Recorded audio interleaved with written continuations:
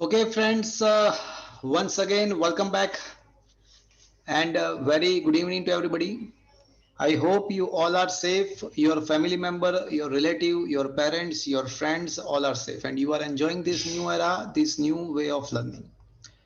Friends, we are discussing a chapter number 14. It is a very interesting chapter. 12મા ધોરણ માટે આ ચેપ્ટરના અમુક concept તમારે ભણવાના આવશે. આ ઉપરાંત કોમ્પિટિટિવ એક્ઝામિનેશન્સની અંદર પણ આ ચેપ્ટરના આધારિત ક્વેશ્ચન્સ પૂછાતા જ રહેતા હોય છે અને 11th ની અંદર પણ આનું ખાસું વેઇટેજ છે. બધી જ રીતે આ ચેપ્ટર બહુ સારું કહી શકાય અને ઇનફેક્ટ સરળ પણ છે. લાસ્ટ લેક્ચરની અંદર આપણે આ ચેપ્ટરના ખૂબ જ મહત્વના બે ટોપિક ડિસ્કસ કર્યા હતા. કોઈને યાદ છે કયા બે ટોપિક ડિસ્કસ કર્યા હતા લાસ્ટ લેક્ચરમાં? અવમંદિત દોલનનું વિકલ સમીકરણ. Very good. એક આપણે અવમંદિત દોલનો વિશે વાત કરી હતી જે ખૂબ જ મહત્વનો ટોપિક હતો આ ચેપ્ટરનો, અને આ સિવાય હજી એક મહત્વની વાત કરી હતી. કોઈને યદ છે? સાદા દોલકની વાત. હા, સાદા દોલકના આવર્તકાળનું સૂત્ર આપણે તારવ્યું હતું. Yes or no friends? Yes sir. Friends, હવે આ ચેપ્ટરનો છેલ્લો ટોપિક એટલે કે પ્રણોદિત દોલનોની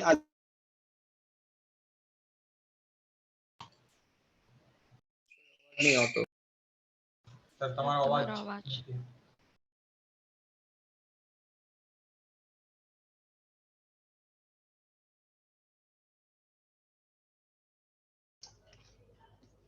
મિત્રો અવાજ આવે છે મારો?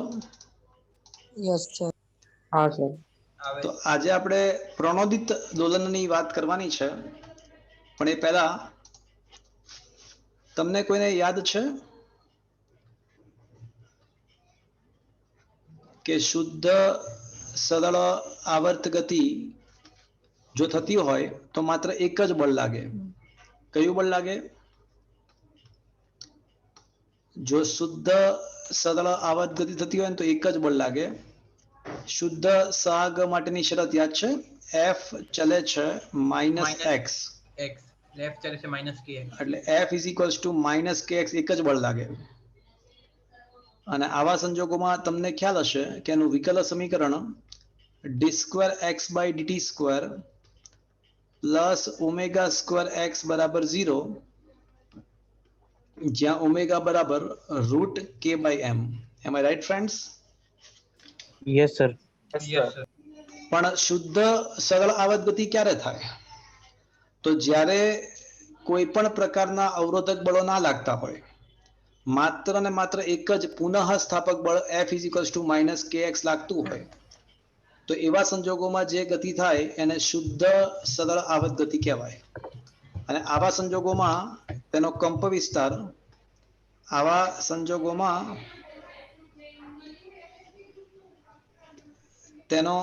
કંપ વિસ્તાર સમય સાથે ના બદલાય. યાંત્રિક ઉર્જા પણ સમય સાથે ના બદલાય. શુદ્ધ સરળ આવર્ત ગતિની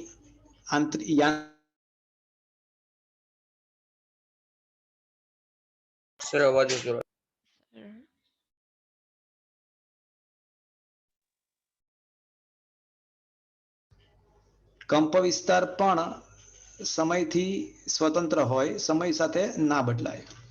આ શુદ્ધ સરળ આવર્ત ગતિની વાત થઈ. પણ આપણને ખબર છે કે વ્યવહારમાં કોઈને કોઈ પ્રકારના માધ્યમના અવરોધકીય બળ હોય જ. વ્યવહારમાં માધ્યમના કોઈને કોઈ અવરોધકીય બળ હોય જ. અને વ્યવહારમાં જે દોલનો થાય એમાં મિત્રો કયા દોલનો હશે? અવમંદિત દોલનો. અવમંદિત દોલનો હશે. અને કોઈને ખ્યાલ છે અવમંદિત દોલનોમાં કયા પ્રકારના કયા બળ લાગતા હતા મિત્રો? -kx અને -b. તો એમાં છે ને બે બળ લાગતા હતા. F1 -kx અને F2 -bv. આ બે બળ લાગતા હતા. અને આવા સંજોગોમાં જો એનું વિકલ સમીકરણ તારવીએ તો તમને યાદ હશે કે d2x/dt² plus b/m dx/dt plus k/m x બરાબર 0. હા કે ના મિત્રો? हाँ सर। તો આ શુદ્ધ સરળ આવર્ત ગતિનું વિકલ સમીકરણ છે ઉપરનું, અને આ નીચેનું જે છે એ શેનું વિકલ સમીકરણ હતું મિત્રો? અવમંદિત દોલનો.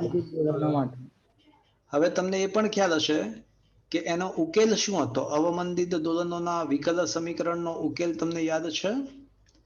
તો x ઓફ t બરાબર A of t a of t AOT cos cos omega omega t dash t plus phi. યાદ છે? જ્યાં હા સર. કંપ વિસ્તાર છે ને એ સમય સાથે ચર ઘાતાંકીય રીતે, એટલે કે -bt/2m સૂત્ર અનુસાર કંપ વિસ્તાર ઘટતો હતો, અને ઓમેગા ડેશ ની કિંમત √k/m -b/2m નો વર્ગ વડે આપવામાં આવતું હતું. અને તમે જાણતા હશો કે phi બરાબર, હા, તો આ આપણને ખ્યાલ છે. યસ ઓર નો મિત્રો? Yes sir. તો આ આપણને અવમંદિત દોલનનું વિકલ સમીકરણ અને તેના ઉકેલ વિશે આપણને ખ્યાલ છે. અને તમને કદાચ એ પણ ખ્યાલ હશે કે શુદ્ધ સરળ આવર્ત ગતિ માટે જો આપણે આલેખ દોરીએ, સ્થાનાંતર વર્સિસ સમય નો જો આલેખ બનાવીએ શુદ્ધ સરળ આવર્ત ગતિ માટે, તો આ આલેખમાં જે કંપ વિસ્તાર હોય ને, આલેખમાં જે કંપ વિસ્તાર હોય છે એ સમય સાથે બદલાતો નથી હોતો. તો આલેખમાં જે કંપ વિસ્તાર હોય છે એ સમયથી સ્વતંત્ર હોય છે. એટલે તમે આલેખ દોરો તો કંઈક તમને આ ટાઈપનો આલેખ મળશે. Yes or no friends? Yes sir. પણ જો તમે આ જ વસ્તુ અવમંદિત દોલનો માટે દોરવાનો ટ્રાય કરીએ, આ જ વસ્તુને અવમંદિત દોલનો માટે દોરવાનો ટ્રાય કરીએ, તો એવા સંજોગોમાં આપણને ખબર છે કે કંપ વિસ્તાર સમય સાથે ચર ઘાતાંકીય રીતે ઘટતો જાય છે. એટલે આલેખ કંઈક આ પ્રકારનો મળે છે.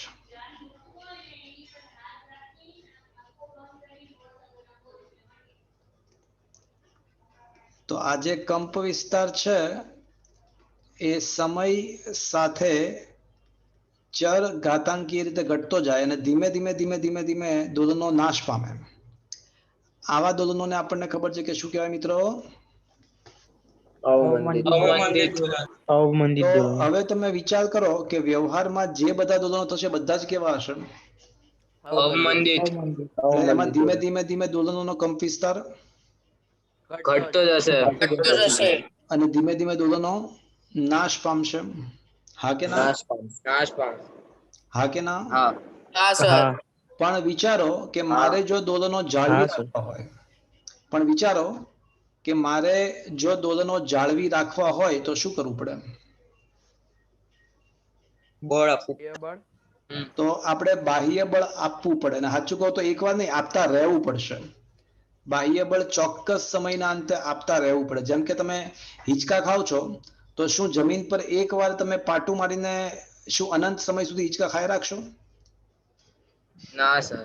ના. તો તમારે જો હિંચકા ચાલુ રાખવા હોય તો ચોક્કસ સમયના અંતે જમીન પર પાટું મારી અને બળ આપતા રહેવું પડશે. યસ ઓર નો?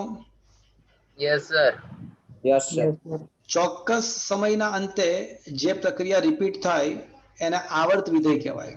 ચોક્કસ સમયે જેનું પુનરાવર્તન થાય, પુનરાવર્તન, ચોક્કસ સમયે જે રિપીટ થાય ને આવર્ત વિધેય કહેવાય. એટલે આનો મતલબ એવો થયો કે જો વ્યવહારમાં જે બધા અવમંદિત દોલનો થાય છે એને સતત જાળવી રાખવા હોય તો આપણે બાહ્ય આવર્ત બળ આપવું પડે. આવર્ત બળનો મતલબ ચોક્કસ સમયના અંતે આપતા રહેવું પડે.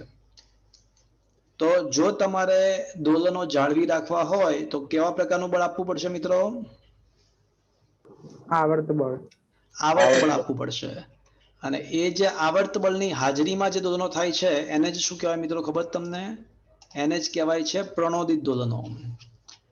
તો મિત્રો વ્યવહારમાં જે બધા દોલનો થાય છે એ તો અવમંદિત હોય, જેમાં ધીમે ધીમે ધીમે દોલનોનો કંપ વિસ્તાર ઘટી જાય અને સમય સાથે દોલનો નાશ પામે. પણ જો તમારે દોલનો જાળવી રાખવા હોય, દોલનો જાળવી રાખવા હોય તો તમારે આવર્ત બળ આપવું પડે.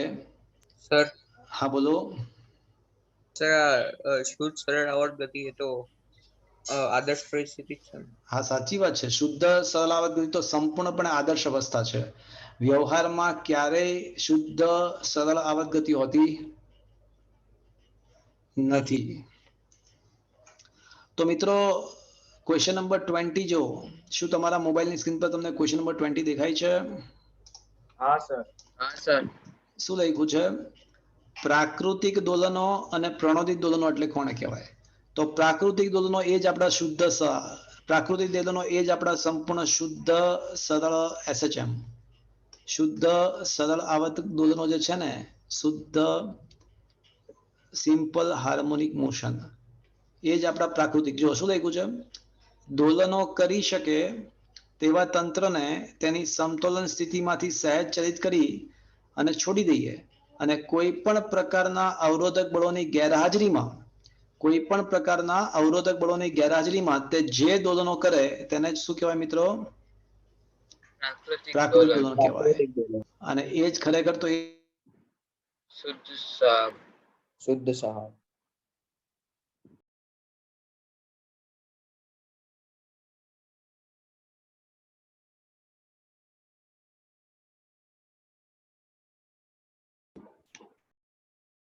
સર તમારો અવાજ નથી આવતો.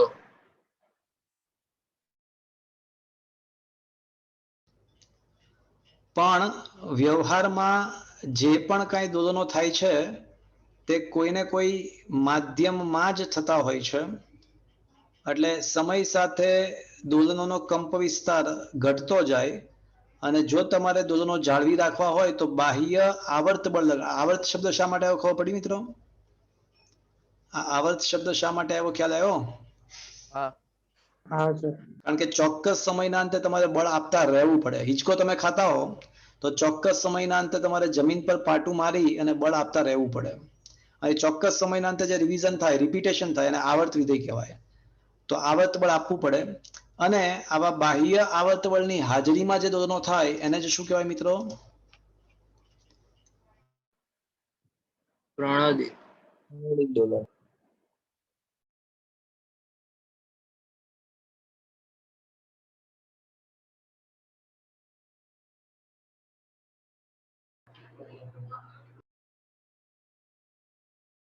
સર તમારો અવાજ નથી આવતો.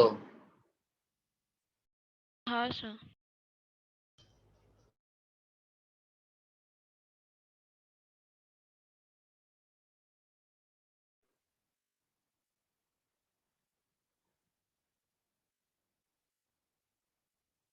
સર તમારો અવાજ નથી આવતો.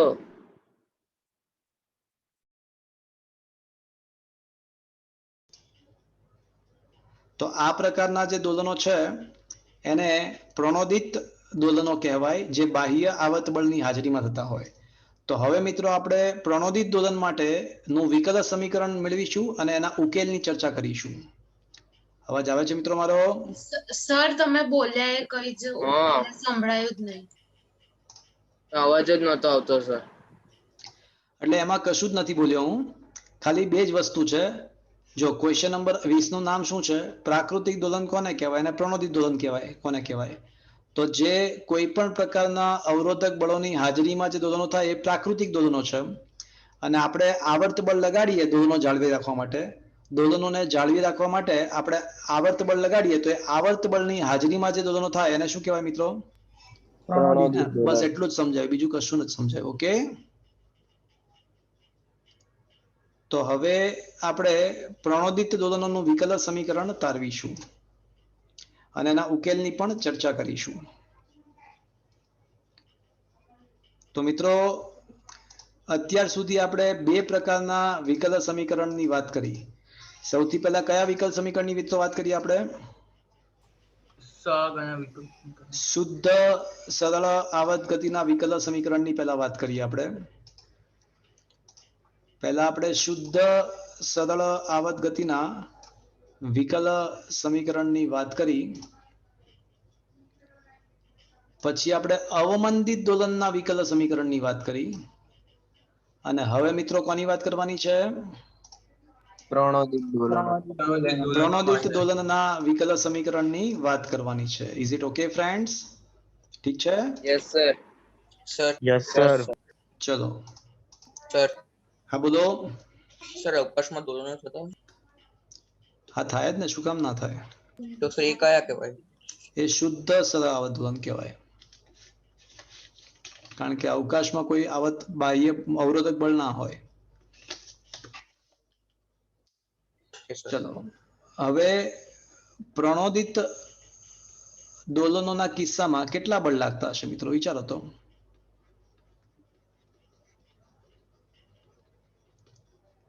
કેટલા બળ લાગતા હશે? કોઈ કહેશે મને? સર 3 બળ લાગે. 3 બળ લાગતા હશે. નંબર 1, સૌથી પહેલું દોલનો થવા માટે કયું જવાબદાર છે? પુનઃસ્થાપક બળ જે છે. પુનઃસ્થાપક બળ હોય ને તો જ દોલનો થાય. એટલે F1 બરાબર -kx તો હશે જ, હા કે ના? આ ઉપરાંત બીજું કયું હશે? અવરોધક બળ. અવમંદન જેટલું થતું હોય એના દ્વારા જે બળ લાગે અવરોધ.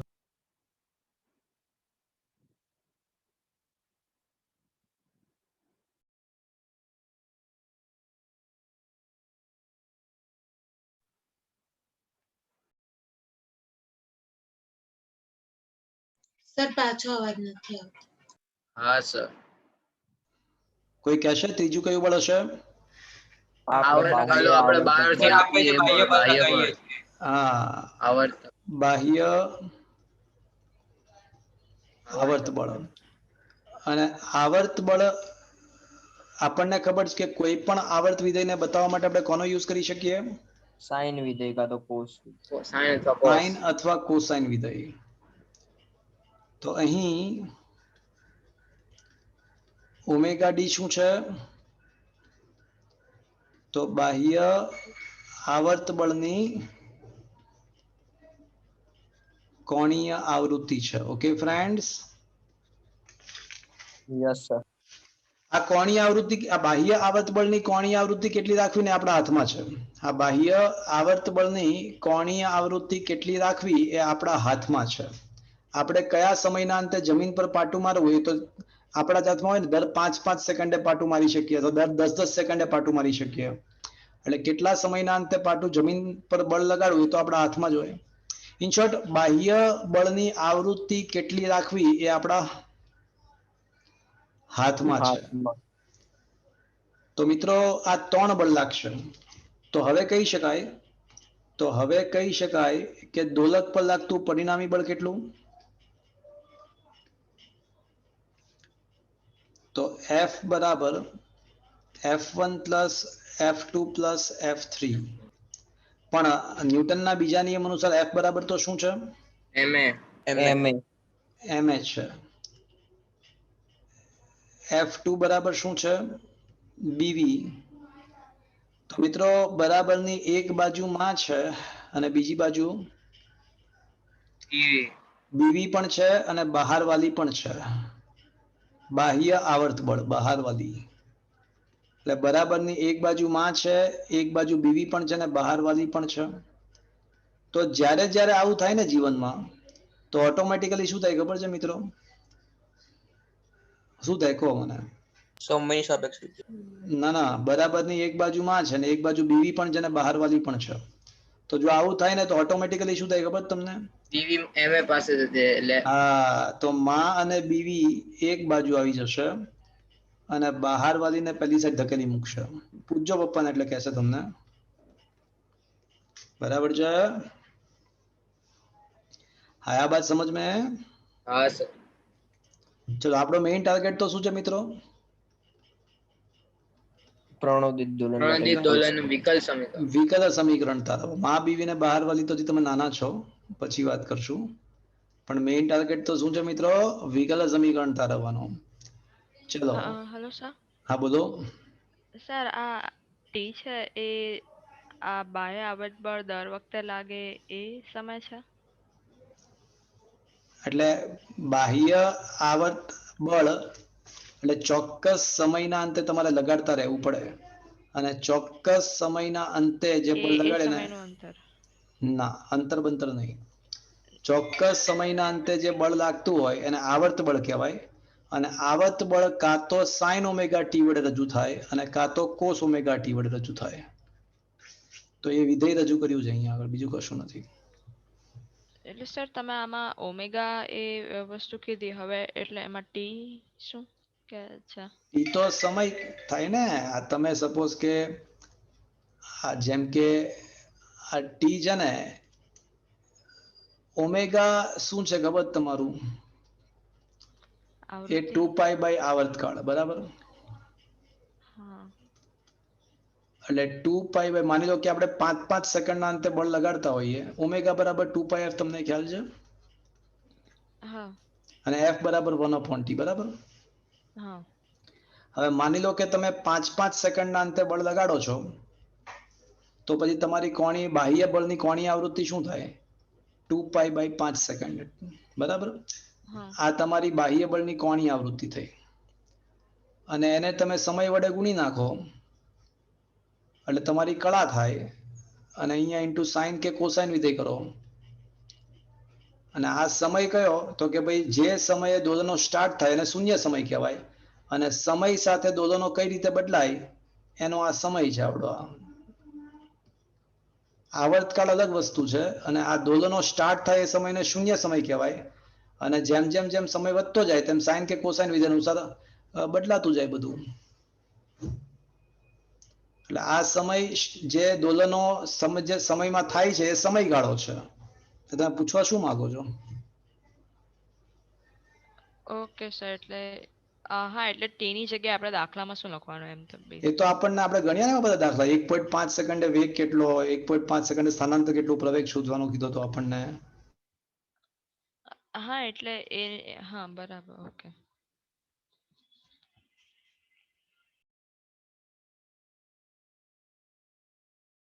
સર તમારો અવાજ નહીં આવતો. આ જે ટી છે ને એ શૂન્ય સમય પછીનો સમયગાળો છે. પછી 1 સેકન્ડ, 2 સેકન્ડ, 5 સેકન્ડ, 10 સેકન્ડ આપણે દાખલામાં ગણીએ જ છીએ. આપણને એક દાખલો આપ્યો પણ હતો ગણવા માટે કે ભાઈ દોલનો સ્ટાર્ટ થાય પછી 5 મિનિટ. બતાવું તમને દાખલો? જો હતો જ ને એક દાખલો. હા સર, એ તો ખબર પડી ગઈ. હા. તો આ રહ્યો ને, જો આ ટી બરાબર 1.5 સેકન્ડ. તો આ છે ને, જો cos omega T plus pi by 4, એમાં ટી બરાબર 1.5 મૂકવાનું. એ તો જે આપણને આપ્યો હોય, દોલનો સ્ટાર્ટ થાય એ સમયને શૂન્ય સમય કહેવાય. અને પછી ધીમે ધીમે સમય સાથે દોલનો આગળ વધતા જાય તો એ સમય મૂકતા જવાનો, જે સમય આપણને પૂછ્યો એ સમય. હા, ઓકે, બરાબર છે.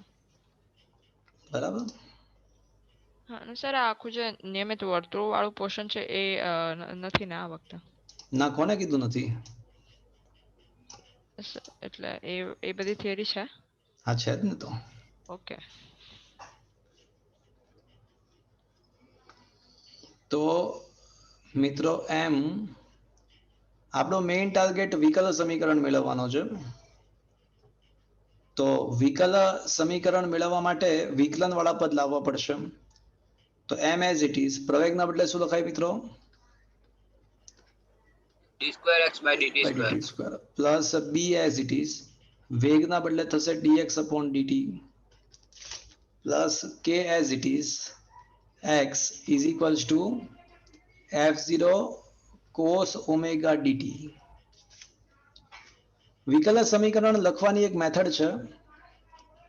વિકલ સમીકરણમાં પહેલું જે પદ હોય ને એનો સહગુણક ના લખવો જોઈએ, એવું એક રીત છે, રિવાજ છે. તો સમગ્ર સમીકરણને m વડે ભાગી નાખીએ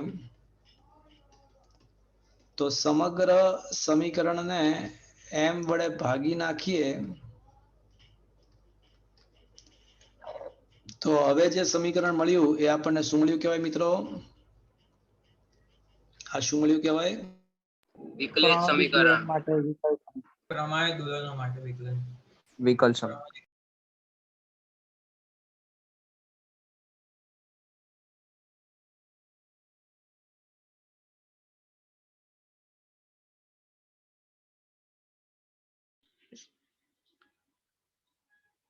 સર તમારો અવાજ નથી આવતો.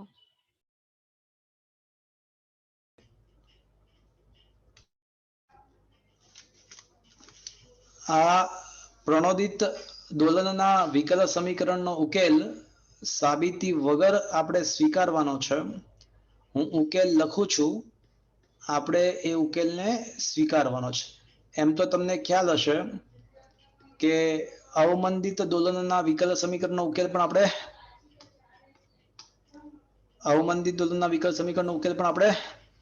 યાદ તો સ્વીકાર્યો.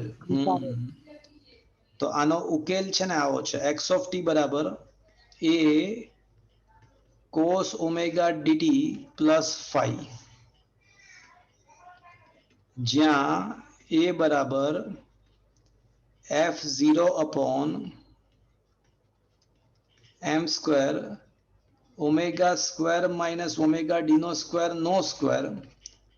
Plus B square omega D square raise to 1/2, અને phi બરાબર tan inverse v0 upon omega d x0. તો મિત્રો આ ત્રણ વસ્તુ તમારે સ્વીકારવાની છે. તો પ્રણોદિત દોલનોનો વિકલ સમીકરણ નો ઉકેલ x of t બરાબર a cos omega dt plus phi. કંપ વિસ્તાર તમે જોઈ શકો છો કે સમયથી સ્વતંત્ર છે. જુઓ તમે, કંપ વિસ્તારમાં સમય નથી આવતો, એટલે કંપ વિસ્તાર હવે સમય સાથે બદલાતો નથી. હા, ઓમેગા શું છે ખબર તમને? ઓમેગા એ તમને યાદ હોય તો એ ઓમેગા બરાબર રૂટ કે બાય એમ. ઓમેગા છે ને રૂટ કે બાય એમ, જે ખરેખર શું હતું? એ તો શુદ્ધ સરળ આવર્ત ગતિની કોણીય આવૃત્તિ હતી. અને ઓમેગા ડી શું છે મિત્રો? બાહ્ય આવર્ત ગતિ. બાહ્ય આવર્ત બળની કોણીય આવૃત્તિ છે. Is that clear friends? હા સર. હા બોલો સર, નોટ્સમાં પેલું જે તમે કળાવાળું સૂત્ર લખ્યું છે ને એમાં હા ખોટું આપેલું છે. એ ખોટું આપ્યું, નોટ્સમાં ભૂલ છે. હું સાબિત કરું છું, એક જ મિનિટ.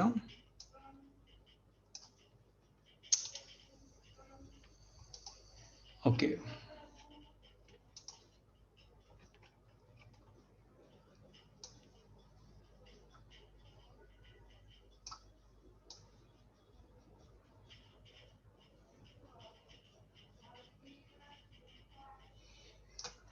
ઓકે ચલો મિત્રો, એક્સ્ટ્રા વસ્તુ તમારે તમારા નોટ્સની સામેની સાઈડ લખવું હોય ને તો લખજો. ચલો, x બરાબર શું છે? a cos omega dt plus phi છે. તો સમય જ્યારે શૂન્ય હોય ને ત્યારે x ના સ્થાને x0 લખવાનું હોય. તો x0 બરાબર શું થશે? સમય શૂન્ય મૂકી દો તો x ના સ્થાને x0, તો શું આવશે મિત્રો? a cos phi થશે. Yes or no? Yes sir. ઠીક છે. તો હા સર. સમય શૂન્ય ત્યારે x પ્રારંભિક સ્થાનને x0 કહીએ. હવે વેગનું સૂત્ર શું થાય મિત્રો? તો કે ભાઈ આ સ્થાનનું સમયની સાપેક્ષે વિકલન કરો તો વેગ મળશે. કરો વિકલન. એ બાર cos omega dt plus phi નું વિકલન શું થશે મિત્રો? Minus sine omega dt plus phi ને ઓમેગા ડી આગળ ગુણાકારમાં. ઓમેગા ડી આગળ આવશે. હા કે ના મિત્રો? અને વળી પાછું જ્યારે સમય શૂન્ય હોય ને તો તે વખતેના વેગને પ્રારંભિક વેગ v0 કહેવાય. તો મૂકો અહીંયા વેગના સૂત્રમાં સમય શૂન્ય મૂકી દો અને વેગના બદલે v0 મૂકી દો. તો v0 બરાબર શું થશે? -a ઓમેગા d અને sin into phi. sin phi થશે મિત્રો. ઠીક છે. હા તો સમીકરણ નંબર 2 અને 1 નો ગુણોત્તર લો તો v0 upon x0 is equal to શું થશે મિત્રો? -a omega d sin phi upon a cos phi. તો minus omega D tan phi થશે મિત્રો.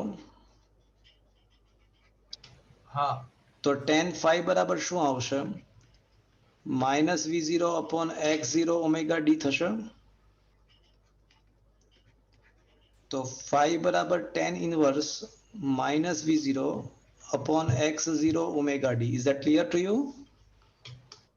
Yes sir. યસ એટલે આપણા નોટ્સ ની અંદર ભૂલ છે. ટેક્સ્ટ બુકમાં તો સાચું જ છે મિત્રો. ટેક્સ્ટ બુકમાં સાચું છે, નોટ્સમાં ભૂલ છે. તો આ કરેક્શન કરી નાખજો અને તમારી જાણ સારું આ ક્યાંથી આવ્યું એ પણ મેં અહીંયા આગળ એક્સ્ટ્રા સમજાવ્યું છે. Okay friends. હા સર. પણ મિત્રો વળી પાછો આ ઉકેલને ધ્યાનથી દેખો. આ ઉકેલને લુક એટ ધીસ. મારી વાત ધ્યાનથી સાંભળજો મિત્રો. તમે ધ્યાનથી દેખો તો આ ઉકેલમાં ઓમેગા નથી આવતો, જો ઓમેગા ડી આવે છે. કોઈ મને કહેશે આનો મતલબ શું થયો? સ્થાનાંતરના સમીકરણમાં ઓમેગાના સ્થાને ઓમેગા ડી આવે છે. ચલો આનો કોઈ મતલબ કહેશે? અર્થઘટન કહેશે મને આનું કોઈ? આનું અર્થઘટન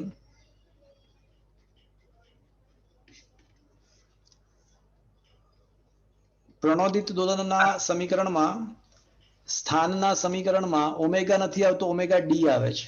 કોઈ મને આનું અર્થઘટન કહેશે? સર આપણે જે આ બાહ્ય બળ લગાવ્યું ને એની આ આવૃત્તિ છે. હા, એની જ આવૃત્તિ છે ઓમેગા ડી.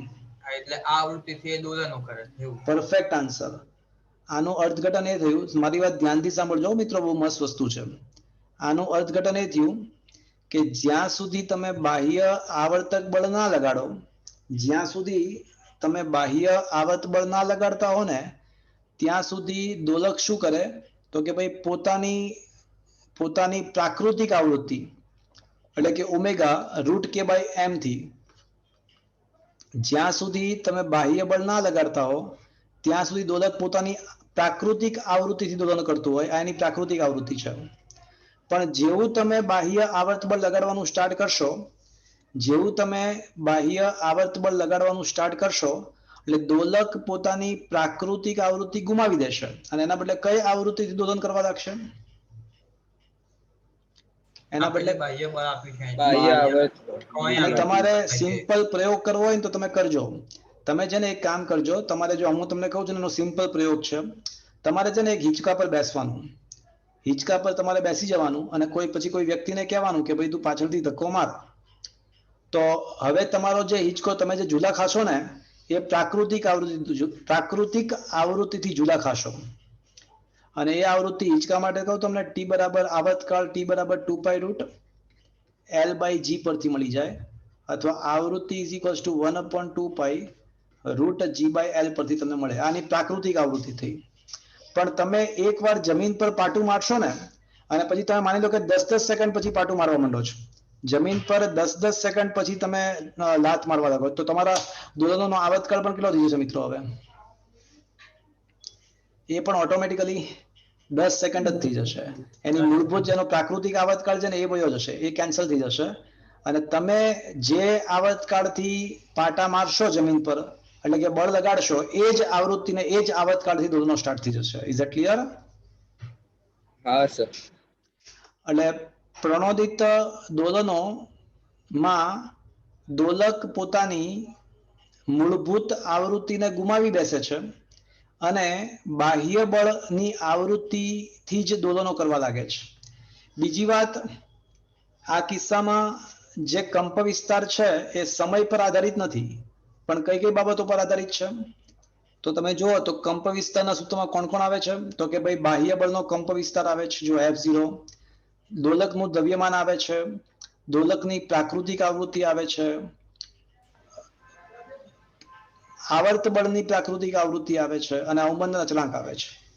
એટલે આ જે કંપ વિસ્તાર છે એ સમય પર તો આધારિત નથી, પણ એવું કહી શકાય કે દોલકની પ્રાકૃતિક આવૃત્તિ અને આપણા આવર્ત બળની આવૃત્તિ વગેરે પર આધારિત છે.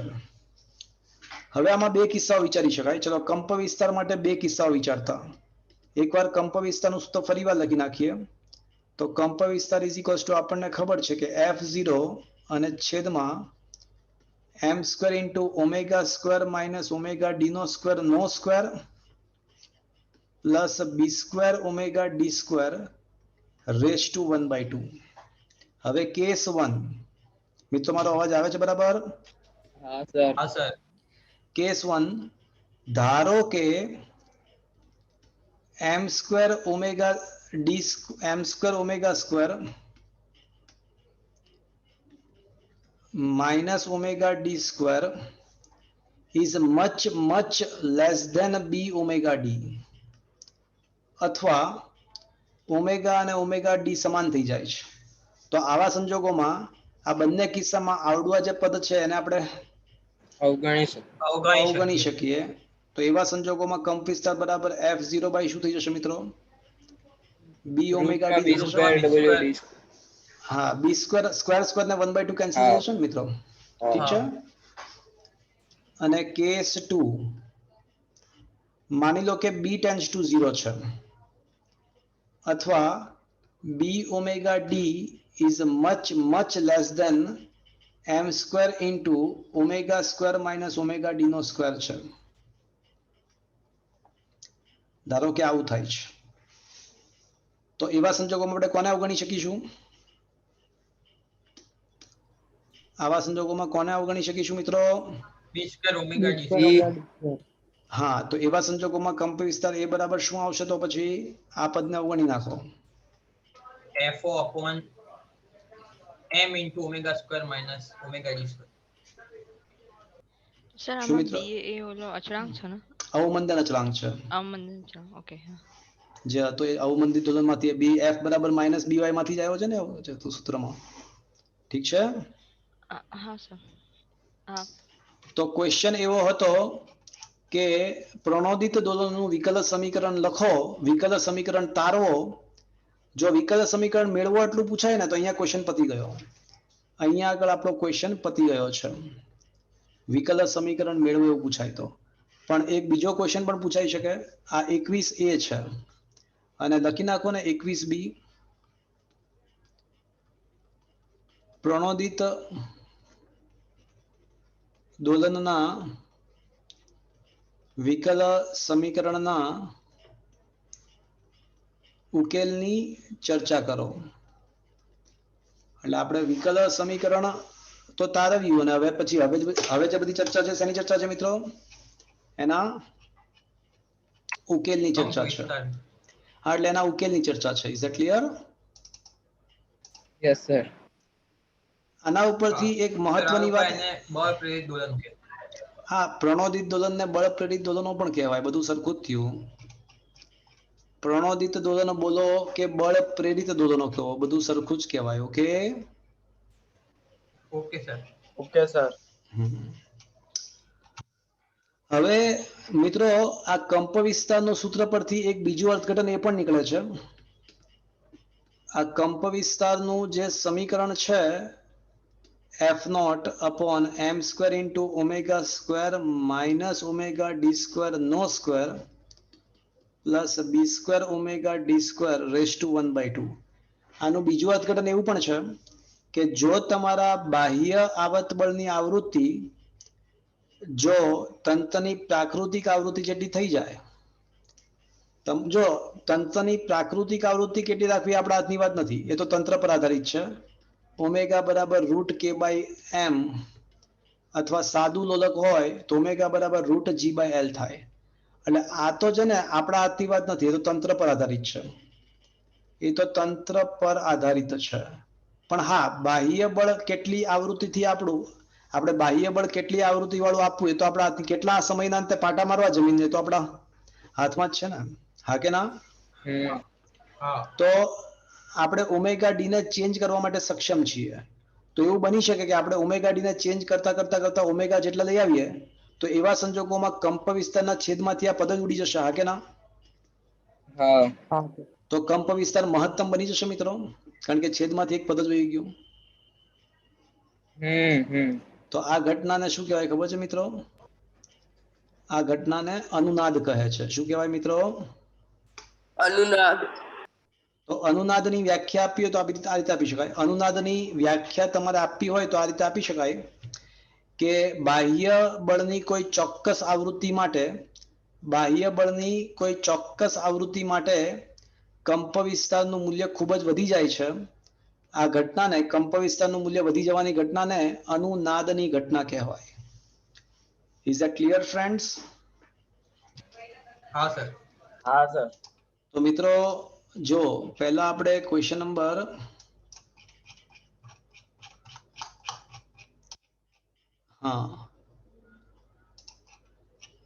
ક્વેશ્ચન નંબર અવમંદિત દોલના સાથેનું વિકલ સમીકરણ તારવ્યું. આજે ને 21A છે. તમે 21B લખી નાખો મિત્રો તમારી બુકમાં સામેની સાઈડ. હા સર.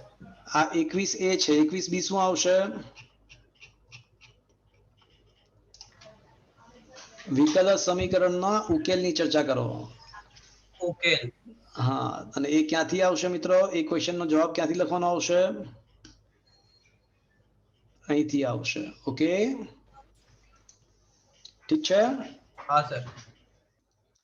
તો જો મિત્રો અહીંયા સુધી આપણે વિકલ સમીકરણ મેળવ્યું છે. હવે એનો ઉકેલ આ પદ અને આ પદ અને આ પદ, આ ત્રણેય પદ આપણે શું કરવાના છે?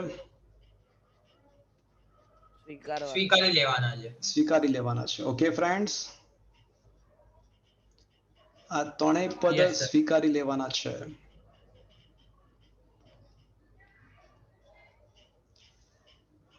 આમાં કરેક્શન કર્યું મિત્રો અહીંયા આગળ? હા સર.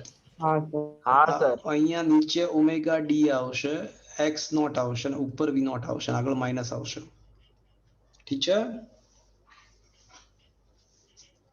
Yes sir. જો વાક્ય રચના સાંભળજો. આ દોલક શરૂઆતમાં તો તેની પ્રાકૃતિક આવૃત્તિથી દોલનો કરે છે, પણ જેવું બાહ્ય બળ લગાડવાનું સ્ટાર્ટ કરીશું ત્યારે દોલક પોતાની પ્રાકૃતિક આવૃત્તિ ગુમાવી દેશે અને એના બદલે છે ને શું કરશે? પ્રાકૃતિક આવૃત્તિ ક્ષીણ થઈ જશે અને દોલક કઈ બળ આવૃત દોલન કરશે? બાહ્ય બળની આવૃત દોલન કરશે. શું આ વાક્ય સમજમાં આવ્યું મિત્રો? હા સર. हाँ सर। તો આ ઉકેલની ચર્ચા પતી ગઈ. હવે આપણે અનુનાદ કોને કહેવાય એની વાત કરીશું. તો હમણાં જ મિત્રો મેં તમને સમજાવ્યું કે ભાઈ આ કંપ વિસ્તારનું સૂત્ર છે, એમાં માની લો કે આ હા, તો આ કંપ વિસ્તારના સૂત્રમાં ટેમ્પરરી એવું માની લો કે આ પદ ખૂબ જ નાનું છે, આ પદ ખૂબ જ નાનું છે એવું માની લો, તો કંપ વિસ્તાર આ મળશે. યસ ઓર નો? હા કે ના? હા સર. અને એમાંય જો ઓમેગા બરાબર ઓમેગા ડી થઈ જાય તો કંપ વિસ્તાર કેવો બની જશે? અનંત થઈ જશે.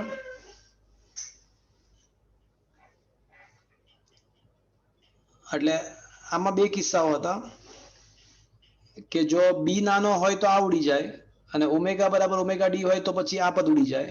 પણ ઇન શોર્ટ એક વસ્તુ કન્ફર્મ્ડ છે કે જ્યારે ઓમેગા બરાબર ઓમેગા ડી થાય ત્યારે કંપ વિસ્તાર મહત્તમ બની જાય. તો એ મહત્તમ બનવાની ઘટનાને શું કહેવાય મિત્રો?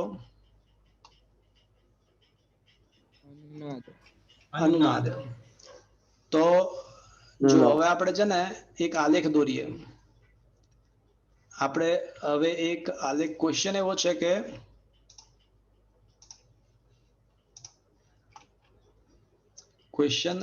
છે કે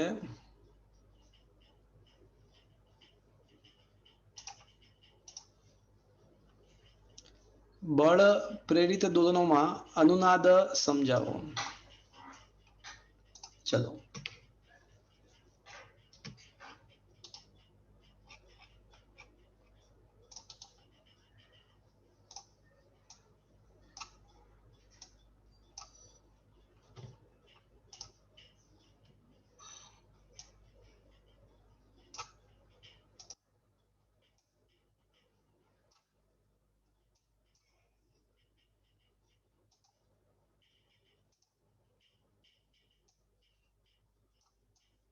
ઓકે,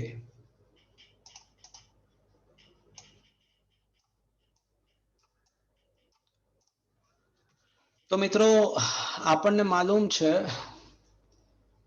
કે બળ પ્રેરિત દોલનોમાં કંપ વિસ્તારનું આ સૂત્ર છે, હા કે ના મિત્રો? યસ ઓર નો? હા હા સર. હવે આવા સંજોગોમાં માની લો કે ટેમ્પરરી એવું માની લઈએ કે b omega D is very small then m omega square minus omega D square. તો આ પદને અવગણી શકાય. તો કંપ વિસ્તાર શું બનશે મિત્રો? તો પછી F naught upon M F0 upon M. Omega square minus omega D square થશે મિત્રો? Yes or no? અને હા, sir. એમઆઈ જો ઓમેગા બરાબર સર ઓમેગા ડી થઈ, શું કહો છો? ના બોલો. ના એમ સ્ક્વેર લાગ્યું મને એટલે બરાબર બરાબર.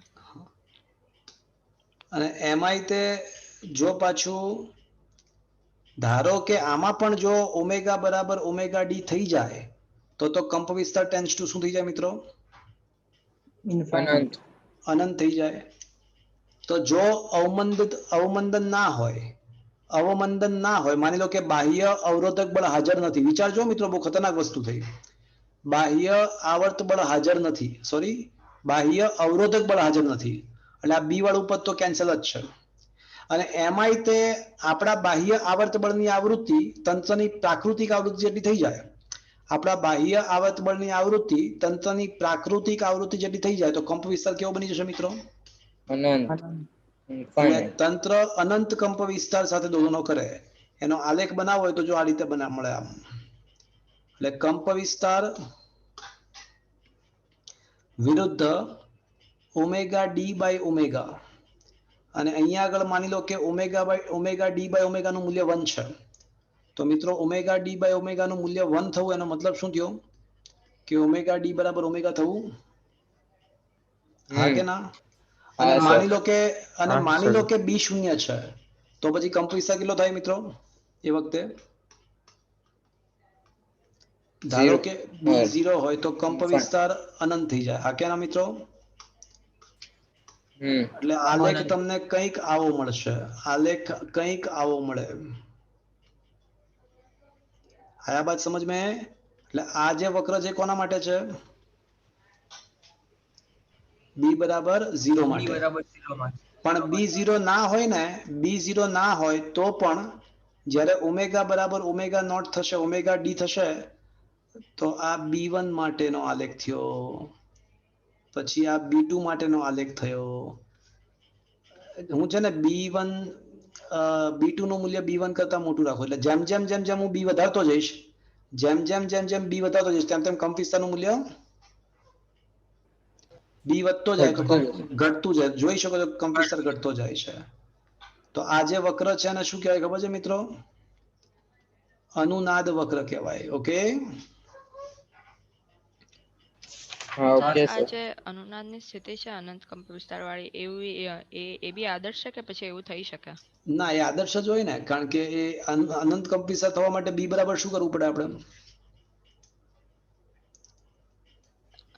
શૂન્ય. શૂન્ય. બી પછી શૂન્ય બી કરવું ઝીરો એટલે એનો કમ્પ્લીટ. મતલબ કે અવરોધક બળ શૂન્ય કરવા.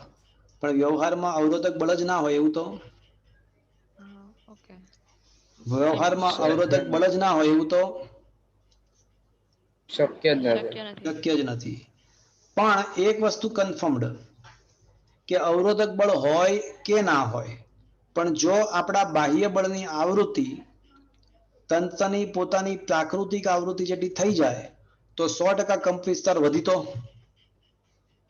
અનંત ના થાય તો પણ વધી તો, જાય. વધી જાય. વધી તો, અનંત ભલે ને ના થાય તો પણ વધી તો જાય જ. Is that clear friends? તો આવા સંજોગોમાં આપણો જે દોલક છે ને એ તૂટી જઈ શકે છે, આપણું તંત્ર કોલેપ્સ થઈ શકે છે. હું તમને એક એક્ઝામ્પલ આપું. માની લો કે ઝૂલતો બ્રિજ છે, ઘણા પિક્ચરમાં બતાવે છે ખબર, જંગલની અંદર આમ બે સાઈડ થી જોડાયેલો ઝૂલતો બ્રિજ હોય. હા. હા સર. તો એ ઝૂલતો બ્રિજ હોય ને, ઘણા બધા ખબર એડવેન્ચર એક્ટિવિટીમાં પણ હોય છે બધા, આમ સમજો છો હું શું કહી રહ્યો છું? તો એ ઝૂલતા બ્રિજની કંઈક પ્રાકૃતિક આવૃત્તિ હોય. એ ઝૂલતા બ્રિજની કોઈ પણ તંત્રની પોતાની કંઈક તો પ્રાકૃતિક આવૃત્તિ હોય ને હોય જ. તો એ ઝૂલતો બ્રિજ છે, એના ઉપરથી સૈનિકો જ્યારે પસાર થાય ને ત્યારે એને માર્ચિંગ ના કરવા દેવાની સલાહ આપવામાં આવે છે. ઝૂલતા બ્રિજ પરથી જ્યારે સૈનિકો પસાર થાય ત્યારે એને માર્ચિંગ કરવાની નથી સલાહ, માર્ચિંગ ના કરવાની સલાહ આપવામાં આવે છે. શું કામ? કારણ કે જો માર્ચિંગ કરે સૈનિકો તો સૈનિકો ચોક્કસ સમયના અંતે બળ પૂરું પાડતા રહેશે. હા કે ના? માર્ચિંગ કરતી વખતે ચોક્કસ સમયના અંતે પગ પછાડશે. હા કે ના? તો એ માર્ચિંગ દરમિયાન સૈનિકો ચોક્કસ સમયના અંતે બળ પૂરું પાડે તો એ કયું બળ થયું કહેવાય? એ આવર્ત બળ થયું કહેવાય. હવે તમે વિચાર કરો કે એ આવર્ત બળની આવૃત્તિ અને બ્રિજની પોતાની પ્રાકૃતિક આવૃત્તિ સમાન થઈ જાય. ધારો કે એ સૈનિકોના માર્ચિંગની આવૃત્તિ એટલે કે બાહ્ય બળની આવૃત્તિ અને બ્રિજની પોતાની આવૃત્તિ સમાન થઈ જાય તો શું થાય વિચારો? તો બ્રિજનો કંપવિસ્તાર વધી જાય. તો શક્ય છે કે બ્રિજ વધી જાય, બહુ વધી જાય, બ્રિજ તૂટી જાય. સમજમાં તૂટી આવ્યું? પણ જાય. તો is that clear? Is it okay? હા સર. મિત્રો, તમને જાણીને આશ્ચર્ય થશે, ઓકે તમને જાણીને આશ્ચર્ય થશે કે જ્યારે ભૂકંપ આવે ને ત્યારે ખૂબ જ ઊંચા મકાનો કે ખૂબ જ નીચા મકાનોને બહુ નુકસાન નથી થતું, પણ મધ્યમ ઊંચાઈના મકાનોને નુકસાન થવાની સંભાવના મેક્સિમમ છે. પૂછો ક્યું? કેમ સર એવું? ક્યું સર? કારણ કે ભૂકંપની અંદર જમીનમાં છે ને સેસ્મિક વેવ્સ તરંગો ઉત્પન્ન થાય. જમીનની અંદર સિસ્મિક તરંગો ઉત્પન્ન થાય છે. એ સેસ્મિક તરંગોની આવૃત્તિ મધ્યમ ઊંચાઈના મકાનોની પ્રાકૃતિક આવૃત્તિ જેટલી લગભગ હોય છે. તો સેસ્મિક તરંગો ભૂકંપમાં જે જમીનની અંદર પેદા થાય છે એ આપણા માટે બાહ્ય આવર્ત બળ થયું કહેવાય. આપણા મકાનો માટે બાહ્ય આવર્તક બળ થયું કહેવાય. હવે સેસ્મિક તરંગોની આવૃત્તિ મધ્યમ ઊંચાઈના મકાનોની પ્રાકૃતિક આવૃત્તિની લગભગ બરાબર હોય છે. તો એનો મતલબ કે કયા મકાનો મહત્તમ કંપવિસ્તારથી ઝૂલવા માંડશે? મધ્યમ મધ્યમ ઊંચાઈ એટલે મધ્યમ 4-5 માળના જે મકાનો હોય ને એ પડી જવાની સંભાવના વધારે. મેક્સિમમ હોય છે. બહુ હાઈ રાઈઝ કે લો રાઈઝ. હા બોલો. એટલે આવા મકાન કે જે આમ આપણે નોર્મલી લાઈફમાં આમ એકદમ સીધા ને એવા લાગે, એવા પદાર્થોની આવૃત્તિ એટલે કોઈ શું? પણ તંત્ર હોય, કોઈ પણ તંત્ર હોય, એ દરેક તંત્રની પોતાની પ્રાકૃતિક આવૃત્તિ હોય ને હોય જ. જેમ કે લોલક ભલે ને સ્થિર છે, લોલક સ્થિર છે માની લો કે, જો પ્રાકૃતિક આવૃત્તિનો મતલબ એવો નહીં કે એ કંપન કરતું જ હોય. પ્રાકૃતિક આવૃત્તિનો મતલબ એવો નહીં કે તમે કંપન કરતું જ હોય. જેમ કે આ લોલક છે, બરાબર? સર એની મારી વાત સાંભળી દો ને એકવાર પેલા. હા જેમ કે આ લોલક છે, તો લોલક સ્થિર છે. અત્યારે એ કંપન નથી કરતું, એ દોલનો નથી કરતું, પણ જેવો કોઈ કાંકરી ચાળો કરે, જેવું એને કોઈ હલાવશે એટલે એ શું કરવા લાગશે? દોલન. એટલે ભલે ને અત્યારે એ સ્થિર છે, ભલે ને અત્યારે સ્થિર છે, પણ જેવું કોઈક સહેજ એવું બળ લગાડશે એટલે શું થશે? દોલનો કરશે. દોલન ચાલુ થઈ અને કઈ આવૃત્તિ દોલન કરશે? 1/2π √L/g, જે ફિક્સ્ડ છે. Is that clear? આ એની પ્રાકૃતિક આવૃત્તિ થઈ. આ એની પ્રાકૃતિક. એ જ પ્રમાણે જે પ્રમાણે આ લોલક છે, એ જ પ્રમાણે મકાન માટે પણ આવું જ વિચારી શકાય. એટલે ભલે આપણને સ્થિર ભાષે છે, પણ એનો મતલબ એવો નહીં કે એના આવૃત્તિ નથી. Is that clear? સર, તો આવૃત્તિ નો મતલબ તો એવો નહીં કે જેટલા સમયે એ કંપન કરે એ. હા, પણ એના માટે કંપન તો થવા જોઈએ ને. હા, એટલે સર અગર જો કંપન થતા ના હોય હા, એવી તો રીતે પછી કંપન થતા ના હોય તો એનો મતલબ એવો નથી કે એને પ્રાકૃતિક આવૃત્તિ નથી. પ્રાકૃતિક આવૃત્તિનો મતલબ એવો થયો કે ઓકે દોલન કરી શકે તેવા તંત્રને તેના દોલન કરી શકે તેવા તંત્રને તેના સમતોલન સ્થિતિમાંથી, જો અહીંયા જો લુક એટ ધીસ, દોલનો કરી શકે તેવા તંત્રને તેની સમતોલન અવસ્થામાંથી સહેજ ચલિત કરીને છોડી દેવામાં આવે તો જે દોલનો થાય એને પ્રાકૃતિક દોલનો કહેવાય અને એની આવૃત્તિને પ્રાકૃતિક આવૃત્તિ કહેવાય. Is that clear? હા ઓકે સર, બરાબર. હા એટલે દરેક, એના મતલબ કે દરેક તંત્રને પોતાની કંઈક ને કંઈક આવૃત્તિ હોય. એટલે એનો મતલબ એ કે ધારો કે તેની સંતુલન સ્થિતિમાંથી કોઈક તેને ચલિત કરશે તો એ અમુક ચોક્કસ આવૃત્તિ દોલનો કરવા લાગશે અને એ ચોક્કસ આવૃત્તિને તેની પ્રાકૃતિક આવૃત્તિ કહેવાય. ઓકે? હા ઓકે સર. Okay sir. એટલે પ્રાકૃતિક, જો કોઈ તંત્ર સ્થિર હોય તો એનો મતલબ એવો નહીં કે એને પ્રાકૃતિક આવૃત્તિ જ નથી. સ્થિર હોય તો એનો મતલબ કે ભલે એને અત્યારે એને આવૃત્તિ નથી પણ કોઈક એને બહારથી બળ લગાડે કે કોઈક રીતે એના ઉપર કાંકરી ચાલો થાય તો એની અમુક ચોક્કસ આવૃત્તિ દોલનો કરવાનું સ્ટાર્ટ કરે એને એની પ્રાકૃતિક આવૃત્તિ કહેવાય. Is that clear?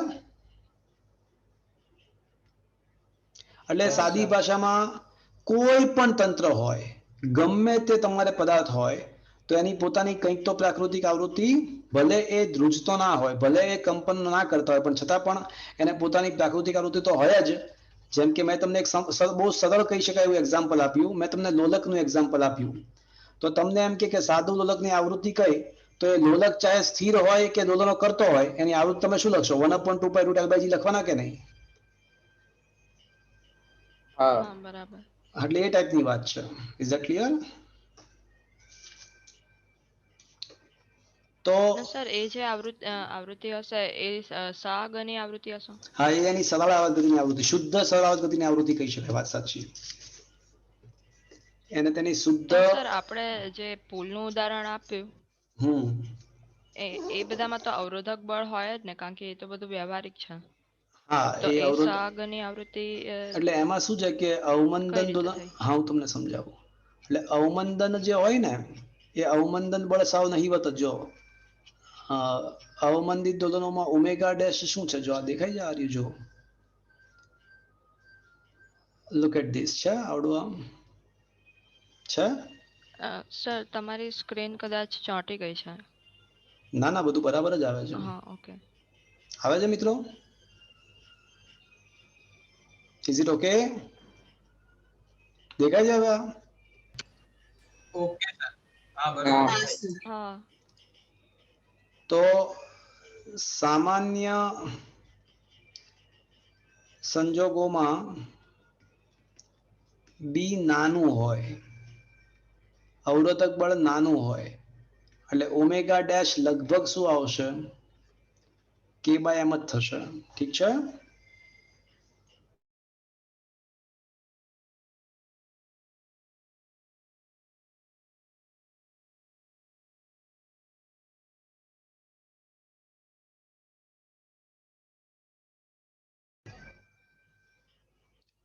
તો તમારો ક્વેશ્ચન એવો હતો કે વ્યવહારમાં તો અવરોધક બળો હોય તો પછી એ કઈ આવૃત્તિ દોલન કરે?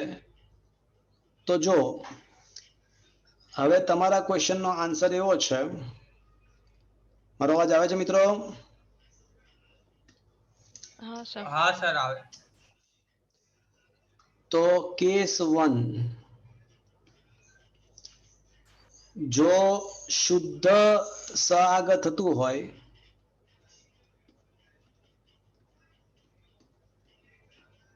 તો ઓમેગા બરાબર √K/m. જો અવમંદન થતું હોય તો ઓમેગા બરાબર √K/m - b/2m the whole square. અને જો પ્રણોદિત દોલન હોય, પ્રણોદિત દોલનો હોય તો દોલકની આવૃત્તિ એ ઓમેગા ડી જેટલી, એટલે કે બાહ્ય બળની આવૃત્તિ જેટલી હોય.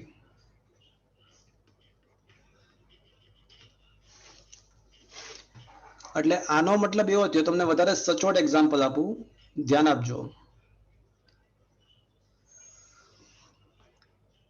ધારો કે કોઈ તંત્ર શુદ્ધ સઆગ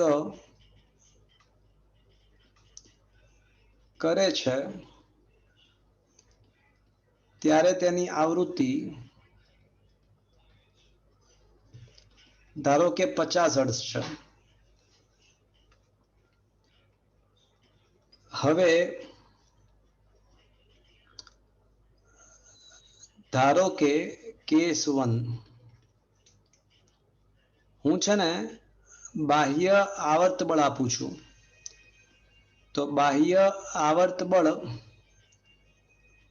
48 હર્ટ્ઝની આવૃત્તિથી આપીશ.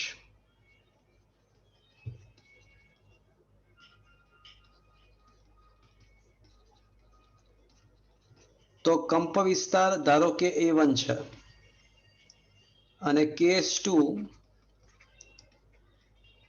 બાહ્ય આવર્ત બળ હું 50 હર્ટ્ઝનું જ આપીશ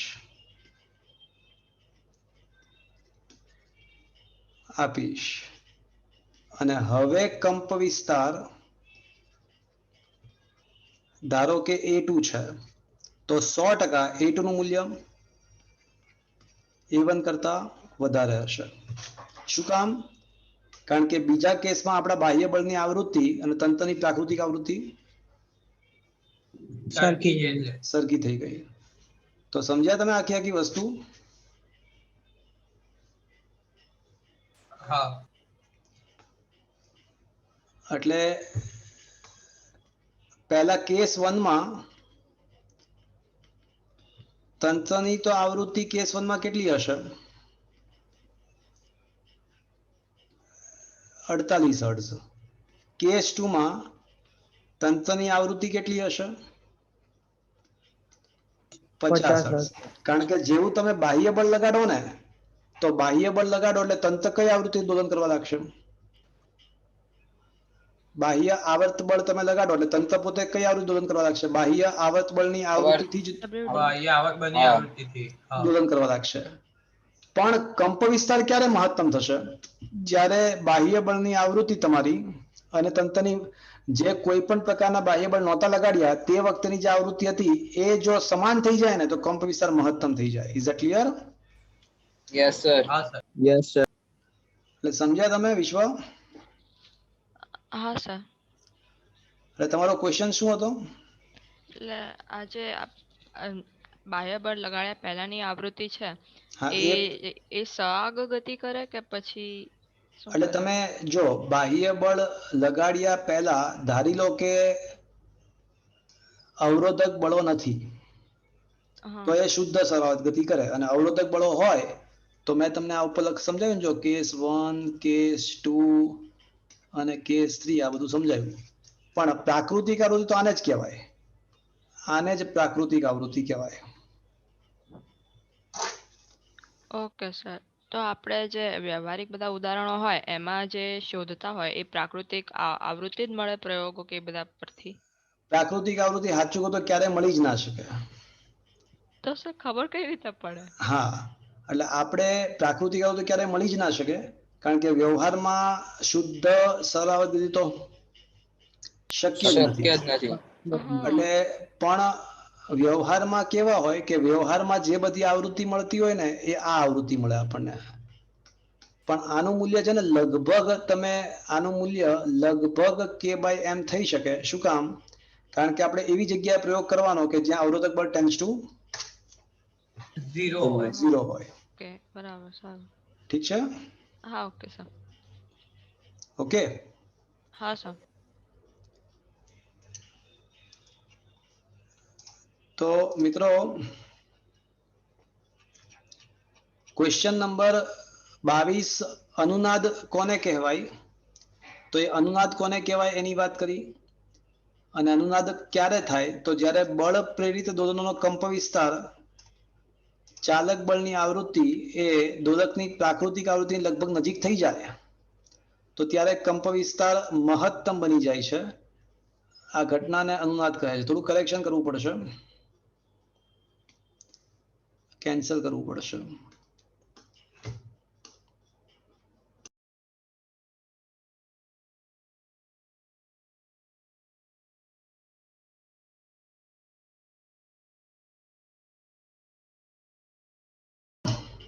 Am I audible to you, friends? Yes sir. હા સર. આમાં થોડું કરેક્શન છે મિત્રો, કરજો ને જરા કરેક્શન. બળ પ્રેરિત, હા બોલો. સર 9:30 લેક્ચર છે. હા એક જ મિનિટ, હા પતી જ ગયું છે. બળ પ્રેરિત દોલનો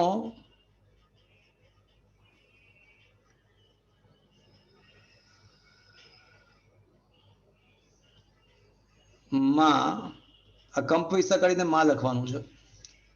બળ પ્રેરિત દોલનોમાં ચાલક બળ એટલે કે આવર્તક બળની આવૃત્તિ દોલકની પ્રાકૃતિક આવૃત્તિની નજીક થાય તો ત્યારે કંપ વિસ્તાર મહત્તમ બની જાય છે. આ ઘટનાને ઉન્માદ કહે છે.